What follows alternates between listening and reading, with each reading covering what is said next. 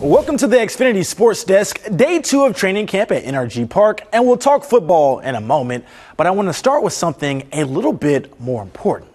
Fashion. Just look at these brand new battle red helmets from the Houston Texans.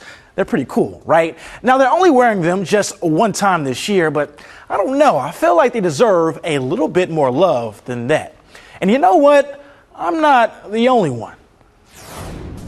I think they're pretty cool. I wish we could wear them more than once. It makes me interested in seeing if we can get a white one, too.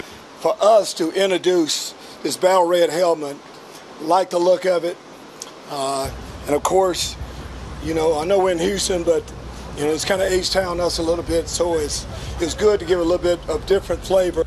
Head coach Lovie Smith has certainly left an early impression on his football team. And if he was an Uber driver, based off the comments from his players, he'd be 5 stars. Texans linebacker Kamu Grugier-Hill details what it's like to play for the bearded one. You know, as a head coach, it's actually really impressive to me. Because I was like, I knew how he was, and I've heard stories already, like, you know, he's an amazing coach. But to see it and to be living it now, he's on top of everything, and the way he holds himself is amazing. We're just very excited, and I'm just extremely happy to have him as a head coach. Now, ever since Astros closer Ryan Pressly blew the lead against the Yankees back in June, he's more than lived up to his job title. At one point, he retired 32 batters in a row.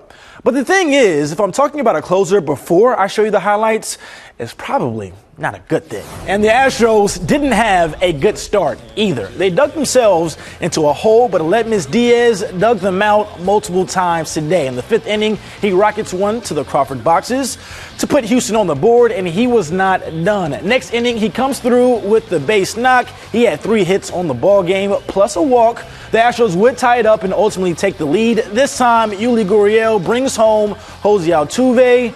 And here comes Ryan Pressly. He walked a runner to start the inning, and it would come back to bite. The former Astro, Abraham Toro, gets the go-ahead 2 RBI double, and the Astros fall late.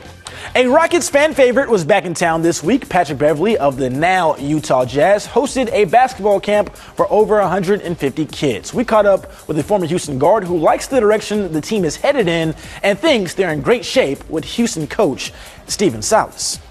Obviously, he's put in a tough position, coaching, you know, one of the youngest teams in the NBA in the Western Conference Finals, trying to be competitive. So it's always going to be tough there. But as far as the dynamic, I love the, you know, I've always loved the ownership. I've always loved the, you know, the atmosphere here in Houston. They love basketball. So you got to give Coach Silas a lot of credit. You know, he's been dealt a tough space, and he's trying to make the most out of it. The Houston Dynamo were out in Philly taking on the Union, and to say the match didn't go their way would be an understatement. They say everything is better when it's free.